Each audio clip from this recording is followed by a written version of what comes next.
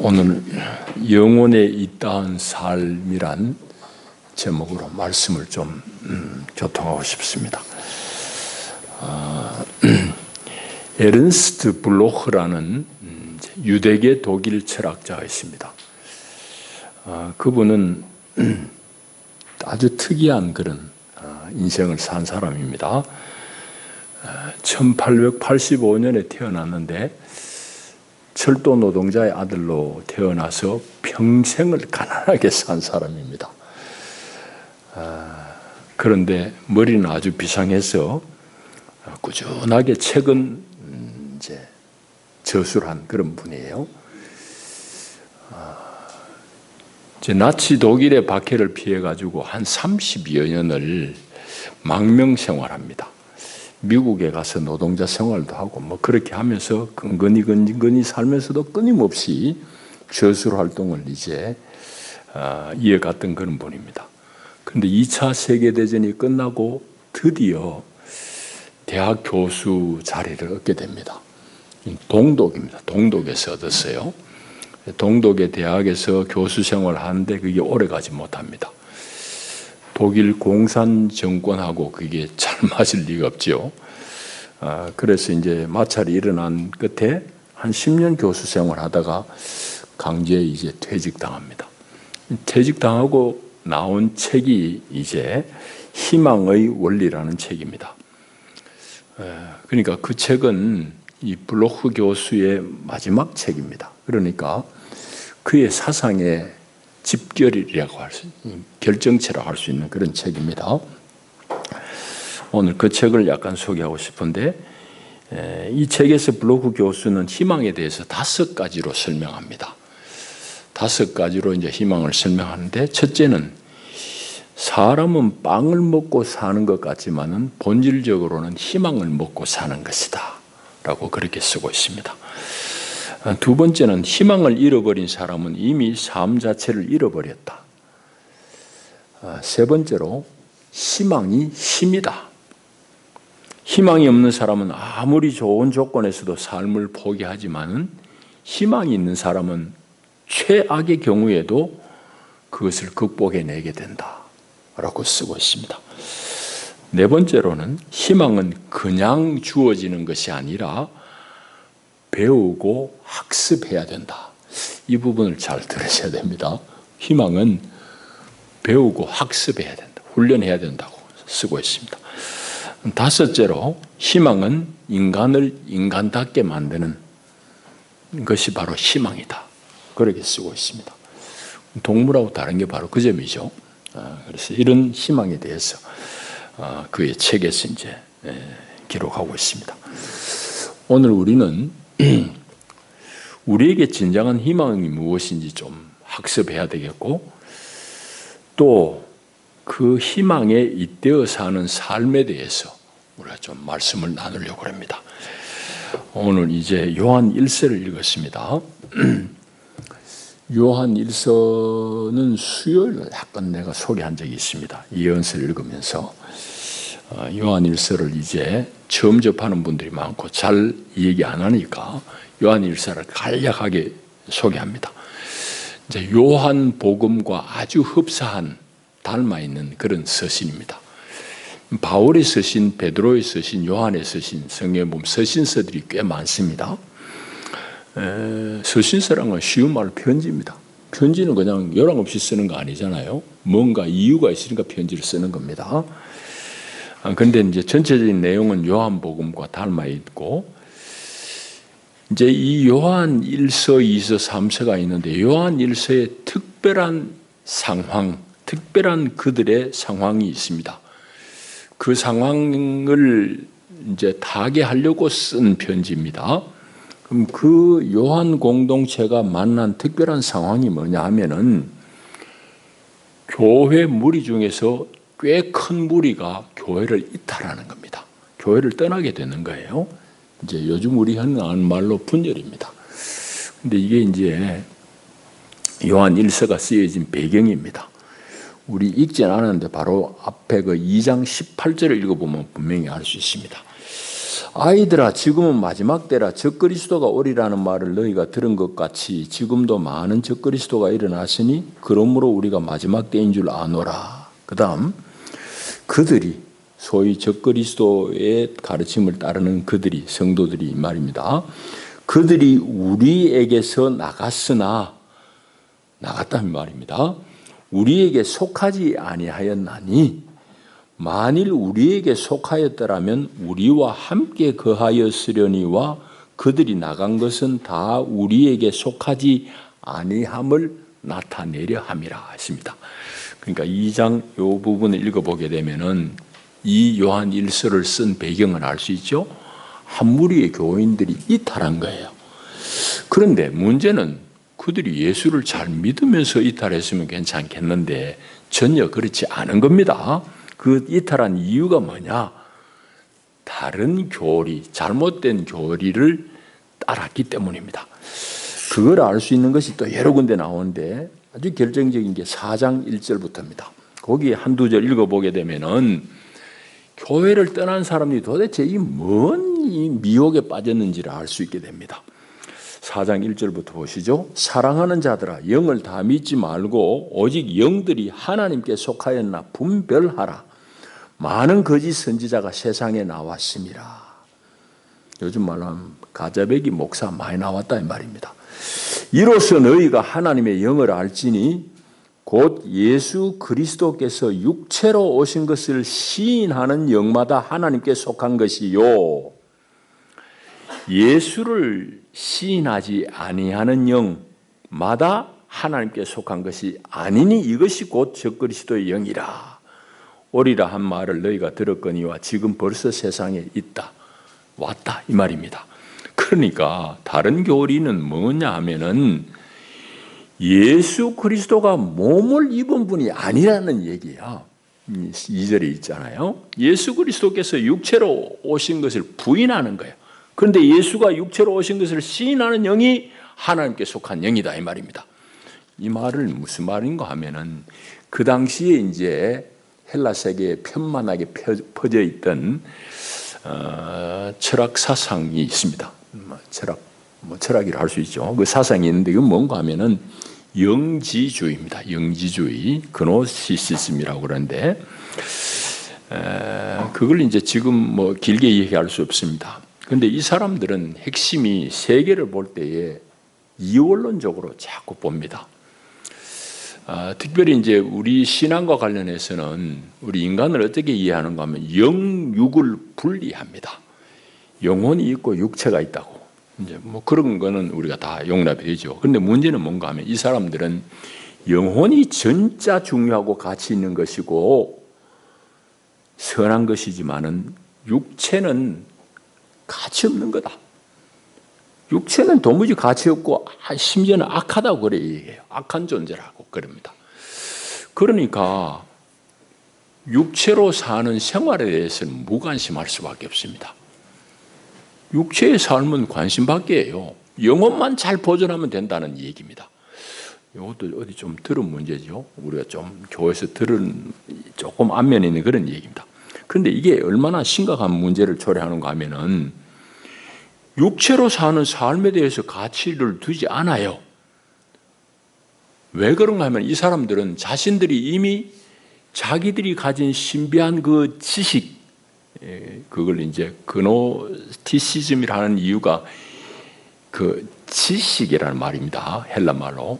자기들만의 그 신비한 지식, 자기들만이 가진 그 신적인 빛 속에서 자기들의 영혼은 이미 구원 얻었다는 생각이에요. 그래서 이미 자기들은 하나님의 자녀가 다 되었다는 생각을 강조합니다. 그래서 이미 자기들은 하나님의 신성한 성품에 다 참여했기 때문에 현재 육체로 사는 삶은 이거 뭐 별 신경 안 써도 된다는 거예요. 자기들의 영혼이 하나님 앞에 온전하게 구원받았고 하나님의 자녀가 다 됐기 때문에 육체로 살면서 뭐 실수하는 거 그건 별로 신경 쓸 필요 없다 이런 얘기입니다.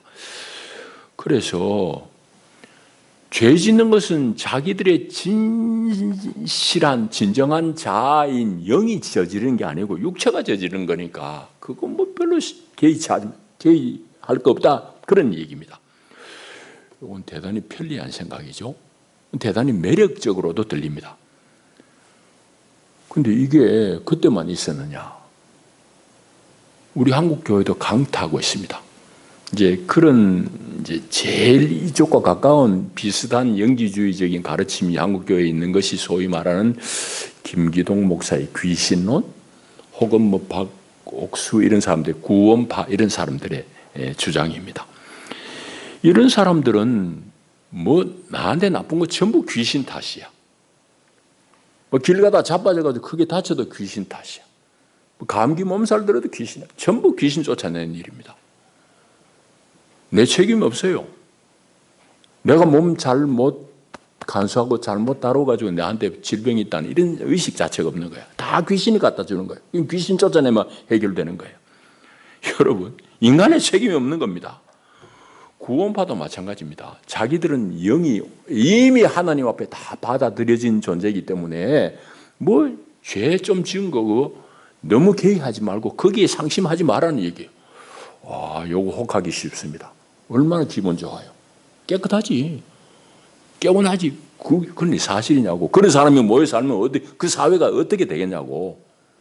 죄에 대한 책임이 없는데 그거 어떻게 되겠냐고. 그러니까 이 사람들은 이미 구원받았기 때문에 그 이후에 벌어지는 죄에 대해서는 별로 신경 쓰지 말라고 그러고 주장합니다. 이게 참 문제예요. 그런데 그것뿐만 아닙니다. 오늘 요한 1서가 쓰여진 배경이 정황이 바로 이런 거예요. 상당히 위험합니다. 영지주의가 교회 주류가 되었다고 그러면 오늘 이 교회 없어요. 희한한 것만 남아있는 거지. 그런데 문제는 뭔가 하면은 이게 다 정리가 된 게 아니에요. 오늘 우리의 신앙 속에서도 이런 부분이 다분히 있습니다. 꼭 뭐 귀신을 쫓고 뭐 구원파들만 그런 게 아니라 우리 신앙에도 그런 잔재가 있다 말이에요. 한국 교회의 문제이기도 해요. 그래서 오늘 우리가 그 부분을 좀 잘 살펴봐야 됩니다. 자, 전체적으로 요한 1서가 그렇게 쓰여져 있고 오늘 본문을 좀 관찰해 보실 차례인데, 먼저는 성도를 하나님의 자녀라고 규정을 합니다. 하나님의 자녀됨의 본질적인 의미에 대해서 이제 몇 가지로 요약을 하자면 이렇습니다. 오늘 본문이 있는 대로입니다. 이거는 그냥 내가 하나님의 자녀가 된 거 아니라 하나님의 사랑의 결과로 내가 하나님의 자녀가 되었다라고 말씀합니다. 하나님이 나를 사랑하신 그 사랑 때문에 하나님의 자녀가 되었다 이 말입니다. 자, 그래서 하나님의 사랑을 모르는 세상하고는 무관한 얘기라는 걸 뒤에 하고 있고, 그 다음에 하나님의 자녀된 이 신분은 이미 내가 예수 안에서 주어진 것이긴 하지만은 그 완성은 다 된 거 아니다. 아직입니다. 아직 덜 된 겁니다. 그걸 말하고 있어요. 그게 이제 2절의 말씀이잖아요. 사랑하는 자들아, 우리가 지금은 하나님의 자녀라. 장래에 어떻게 될지는 아직 나타나지 아니하였으나 그가 나타나시면, 예수 그리스도 다시 나타나시면, 재림하시면 이 말입니다. 우리가 그와 같을 줄을 아는 것은 그의 참모습 그대로 볼 것이기 때문이니 했습니다. 그러니까 완성은 예수 그리스도 다시 오실 때에 완성된 모습으로 화할 거예요. 그래서 예수 재림의 때에 하나님의 자녀는 그리스도 예수와 같이 된다고 말씀하고 있어요. 오늘 2절이. 이게 우리가 다 신이 되고 하나님 된다는 그 말은 아닐 터입니다. 그 내용은 오늘 여기 말씀한 대로 하나님의 참모습 그대로를 볼 수 있는 상태가 되는 거예요. 그런 정도로 우리도 영화로운 몸을 입을 것이라는 말씀입니다. 이제 그래서 그것이 성경 군데군데 계시록에도 나오고 그럽니다. 잘 이해할 수 있게 하기 위해서는 우리 고린도전서 13장 12절 읽어보면은 그 부분에서 바울이 말씀하고 있는 것을 우리 다시 한번 확인할 수 있습니다. 거기 보게 되면은 우리가 지금은 거울로 보는 것 같이 희미하나. 지금 우리 같이 유리 거울이 아닙니다. 이때는 다 이제 동판을 막 이제 갈아가지고 이 거울로 볼 때니까 희미하지. 조그마한 티가 있는 거는 거울로 안 보여요. 그래서 이제 이런 말을 쓰는 겁니다. 우리가 지금은 거울로 보는 것 같이 희미하지만은 그때에는, 예수 다시 오실 그때에는 얼굴과 얼굴을 대하여 볼 것이요. 분명히 본다는 거예요. 지금은 내가 부분적으로 알지만은 그때에는 주께서 나를 아시는 것 같이 내가 온전히 알리라. 내가 주님도 온전히 안다 이 말입니다. 그런 것을 고린도전서 13장에 쓰고 있는데 오늘 요한 1서 3장 2절의 말씀도 그런 말씀입니다.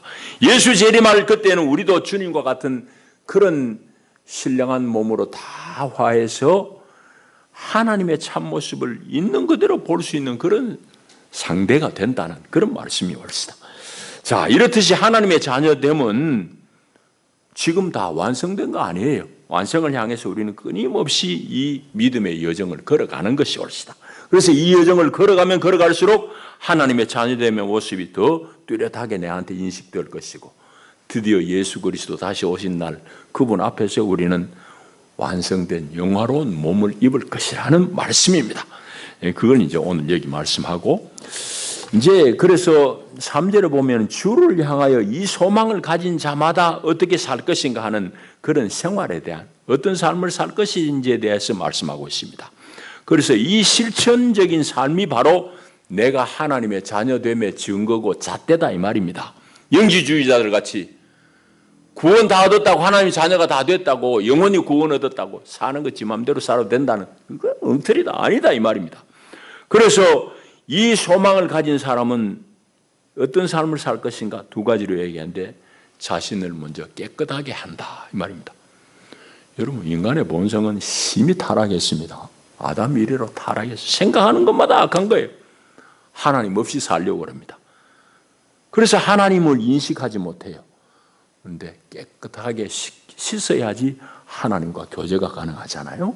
하나님의 자녀된 것은 이 소망 때문에 그분의 깨끗하신 것 같이 자기를 깨끗하게 한다 이 말이고 두 번째는 하나님의 자녀는 그 삶에서 죄를 멀리하는 생활을 해야 된다는 말씀을 하고 있습니다. 이 부분이 이제 조금 그게 어려운 부분이 있긴 있습니다. 그건 내용적으로 보게 되면 어려운 게 아니에요. 막 글자만 보면 어려워. 죄 짓는 자마다 불법을 행하니 죄는 불법이라 하고 여기 지금 보면은 6절인 대로 그 안에 거하는 자마다 범죄하지 않는다 했는데 내 범죄했는데 그럼 주님 안에 없는가? 이런 생각을 할 수 있지만은 전후 맥락을 읽어보면 이 말이 무슨 말인지 알 수 있습니다. 그건 뭔가 영지주의자들의 행태를 보면 알 수 있다. 영지주의자는 범죄하는 거 신경 쓰지 마라. 네 영혼은 이미 구원 얻었으니 하나님의 자녀가 돼가지고 네 영혼은 아주 영광스러운 자리에 이미 있으니 네 그 뭐 별 가치 없는 육체가 저지르는 그런 일에 대해서는 신경 쓰지 마라 하니까 이 말을 하는 겁니다. 그래서 하나님의 자녀가 된 참 성도들은 죄를 멀리하는 생활을 살 것이고 그리고 적극적으로는 의를 살아내는 삶을 산다 이 말을 쓰고 있는 겁니다. 그게 이제 7절까지의 내용이에요. 그런데 오늘 우리가 깨끗하게 하고 죄를 멀리하고 의를 사는 이 삶이 전적으로 어떻게 가능하냐? 예수 그리스도 안에 있음으로 가능하다고 계속 말씀하고 있습니다. 그래서 이제 1서 1장 7절에 보게 되면은 뒤에 우리 죄를 씻겨서 깨끗하게 하는 것도 그분의 피가 하는 거예요. 그 아들 예수의 피가 우리를 모든 죄에서 깨끗하게 하실 것이요 했고 이 죄의 문제를 해결하는 화목 제물로서의 예수 그리스도에 대해서도 2장 1절에서 말씀하여요. 그는 우리 죄를 위한 화목 제물이니 우리만 위할 뿐 아니요 온 세상의 죄를 위하십니다. 온 세상 죄를 다 해결하실 수 있는 화목 제물로서의 예수 그리스도를 말씀하고 있습니다. 그뿐만 아닙니다. 오늘 죄의 상태를 해결하는 분도 예수 그리스도이심을 오늘 우리가 읽은 5절 6절이 말씀하고 있습니다. 그가 우리 죄를 없애려고 나타나신 것을 너희가 아나니 그에게는 죄가 없다. 그래서 그 안에 거하는 자마다 범죄하지 아니하나니 범죄하는 자마다 그를 보지도 못하여 그를 알지도 못하였느니라. 저 영지주의자들 거짓 선지자를 쫓는 거짓 교사들 쫓는 저 사람들 말대로 함부로 사는 거 그건 하나님 없다 이 말입니다. 이제 그 얘기를 하는 거예요. 그래서 예수 안에 거하시오. 예수 안에 사는 사람만이 죄를 멀리하고 자신을 깨끗하게 할 수 있습니다. 그 얘기를 오늘 본문에서 하고 있습니다. 자, 이러면 이제 오늘 본문 다 읽었고 오늘 우리 얘기를 좀 해야 되겠습니다. 두 가지로 제가 말씀드리고 싶은데 먼저는 저와 여러분 성도잖아요. 성도는 하나님의 자녀예요. 하나님의 자녀예요. 그런데 이 자녀된 것이 내 능력으로, 내 공로로 아니에요. 하나님의 사랑으로 자녀로 택정함을 입었습니다. 하나님의 사랑 때문이에요. 하나님의 사랑 때문에 내가 그분의 자녀로 택하심을 입은 거예요. 그리고 그 자녀에게는 소망이 있어요. 그 소망은 뭐냐? 장차 그분 예수님 다시 오실 때에 우리 모두가 다 주님을 우리 온 전 존재로서 만나고 알 수 있는 그런 영화로운 몸을 입고 그런 인격을 입는 사람이 된다 이 말입니다. 그래서 그분과 막힘없이 소통할 수 있는 그 소망의 몸을 입는다 이 말입니다. 그래서 이 소망이 오늘 현재의 나의 삶을 견인할 수 있다는 말씀을 하고 있는 거예요. 그래서 오늘 여기 있는 대로 우리의 영원한 그 신령한 몸의 모습을 자세하게는 알 수 없어요. 그건 우리에게는 아직 안 나타난 거니까. 다 알 수는 없지만 분명한 것은 주님과 같이 영광스러운 몸을 입을 것이라는 사실입니다. 그걸 이제 말씀하고 있어요. 그래서 종말의 마지막 때에 우리가 이 부활의 주님과 같아진다는 이 비밀을 알고 있는 사람은 살아있을 동안에 자기를 깨끗하게 가꾸고 간수할 것입니다. 이게 너무 당연한 얘기잖아요. 여러분, 젊은 남녀 청춘이 6개월 뒤에 시집 장가 가기로 날 받아놓고 약혼을 했어요. 그러면 그 사람들은 아직 혼인은 6개월 뒤에지만은 그 6개월 동안 어떻게 지 마음대로 살겠냐고. 남자 청년이 아무데나 이 여자 저 여자 직접 거리게 해서 여자가 이 남자 저 남자 직접 거리겠냐고. 그거는 안 되는 일이지. 왜? 약속이 있으니까. 그러니까 결혼을 앞둔 그 청춘 남녀가 자신의 몸을 잘 간수하듯이 우리는 이 영광스러운 이 그리스도와의 혼인잔치에 참여할 것이 다 소망 중에 약속받은 사람인데 우리가 어떻게 세상 사람들하고 함부로 살겠느냐, 심지어 영지주의자들 같이 몸을 함부로 놀리겠느냐 이 말입니다. 그 말씀이에요. 자, 그래서 우리는 그 영광스러운 몸으로 변화될 것을 알기 때문에 우리 자신을 깨끗하게 가꿀 수밖에 없는 것이에요. 자, 그 말씀이고 그 다음에 두 번째는 이제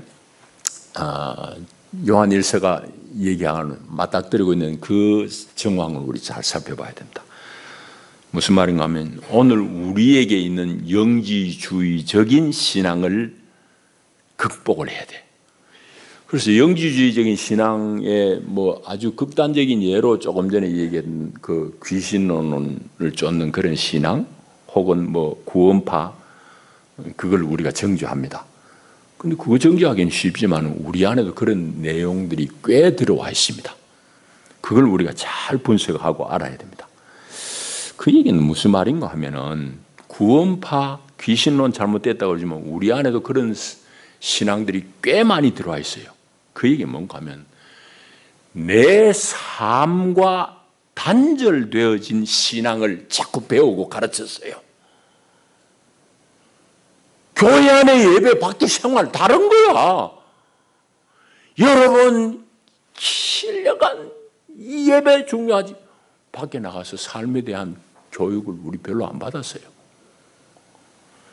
그러니까 그 내 삶과 단절된 신앙을 배우는 것은 신앙을 얘기하는 건 매우 비성경적입니다.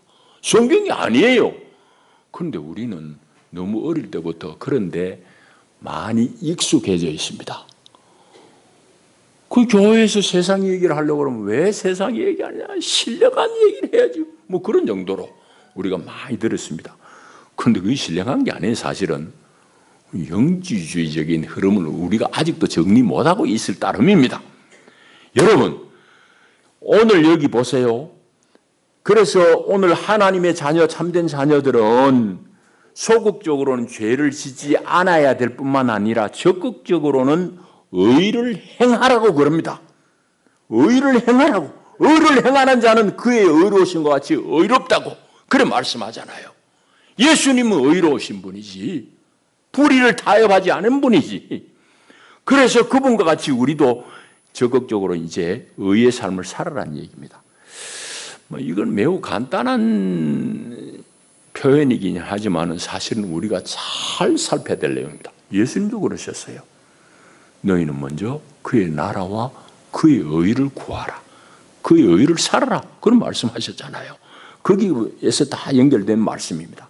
그러니 오늘 우리 신앙이 여러분 잘된 신앙이냐 온전한 신앙이냐는 얘기를 여러분 스스로 질문해 봐야 됩니다. 세상에 무관심한 신앙, 그건 잘된 신앙이 아니에요. 세상 얘기 안 하는 신앙은 잘된 신앙이 아니라고, 절름발이 신앙이에요. 여러분 그걸 아셔야 됩니다. 그리고 불의한 세상에 대해서 그거는 뭐 세상 일이지 나는 I don't care, 나 신경 안 쓸래 하는 것도 온전한 신앙이 아니올시다. 그걸 아셔야 돼요. 그런데 오늘 한국 교회는 우리 보듯이 저도 어릴 때 다 그렇게 배워왔으니까 대단히 이런 부분에서 균형을 못 잡고 있습니다. 영적인 생활, 육적인 생활 딱 분리해가지고 한쪽만 자꾸 얘기하고 있어요. 여러분 그거는 분리할 수 있는 게 아닙니다. 영적인 건강이 어떻게 생활의 건강으로 나타나겠습니까? 영적인 건강이 없이 어떻게 육적인 생활의 건강이 나타나겠어요? 그건 연결되어 있는 거예요. 그런데 우리 그 얘기를 안 하잖아. 안 배웠잖아. 그러니까 우리가 얼마나 잘못 배웠냐고. 그러니까 이 당시의 문제가 오늘 우리에게도 여전히 과제로 남아있는 것입니다. 그런 중에 우리가 세상을 관심 안 하는 이런 교회 현상 중에서 뛰어난 선각자가 있었으니 막 정치반에 뛰어든 한 사나이가 있었습니다.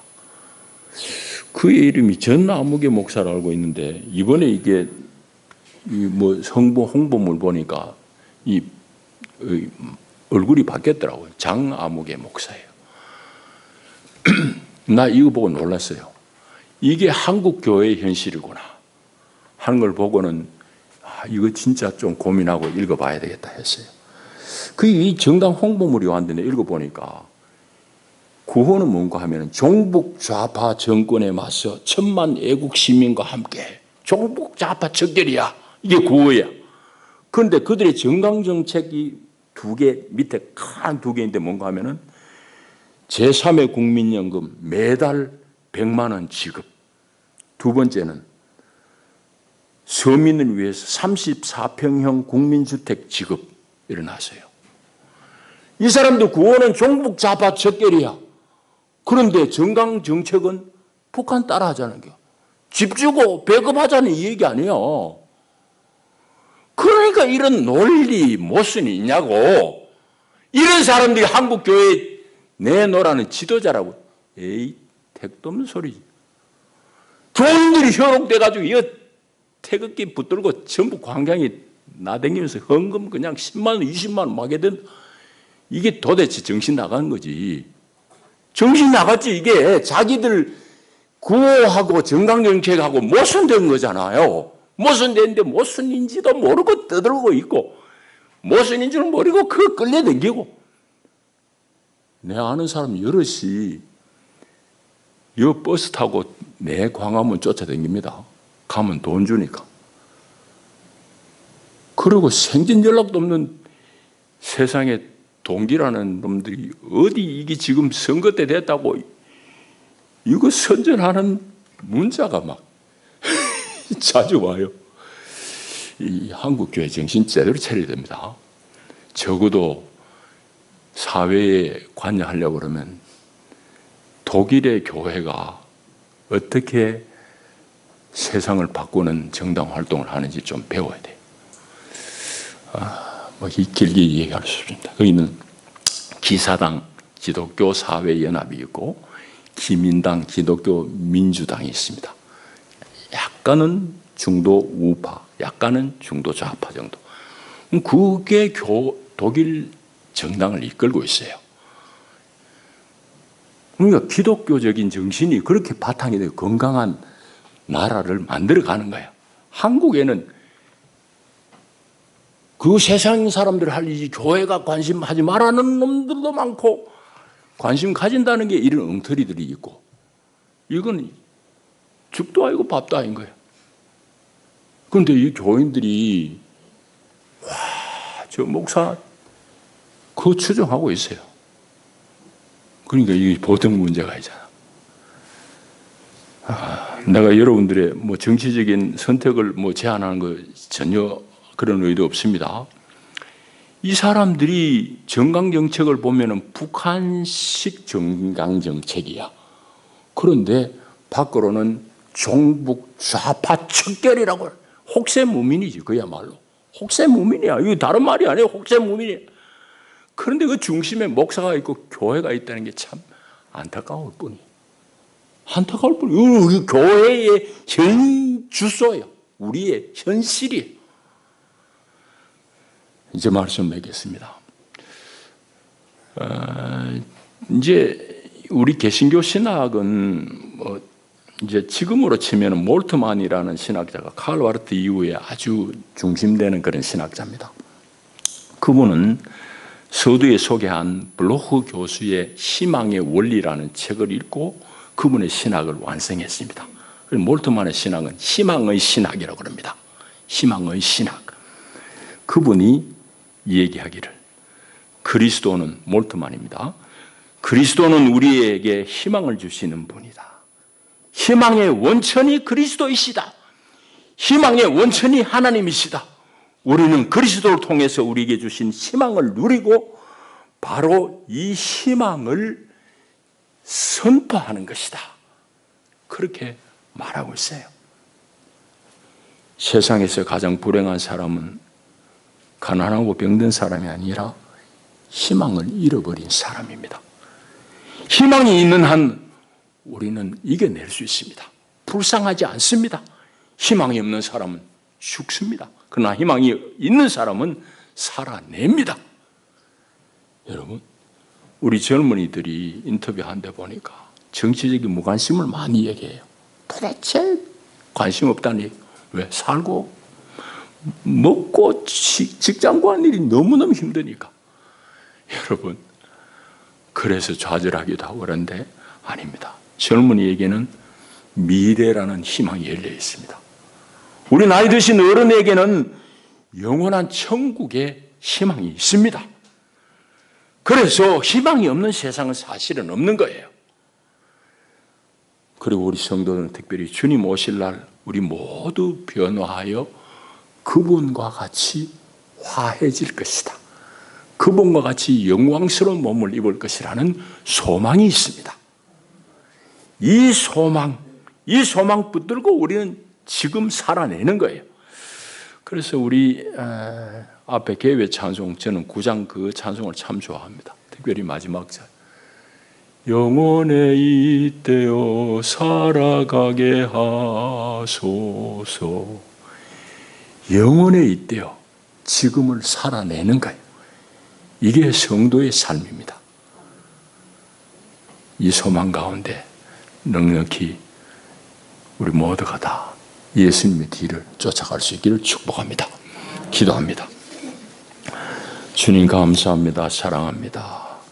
오늘도 우리를 도우시니 감사하옵거니와 주님 우리에게 주신 이 말씀을 쫓아 영원한 소망을 부여잡고 오늘의 우리 삶을 잘 이겨내며 살아내게 하옵소서. 예수님 이름으로 기도하옵나이다. 아멘.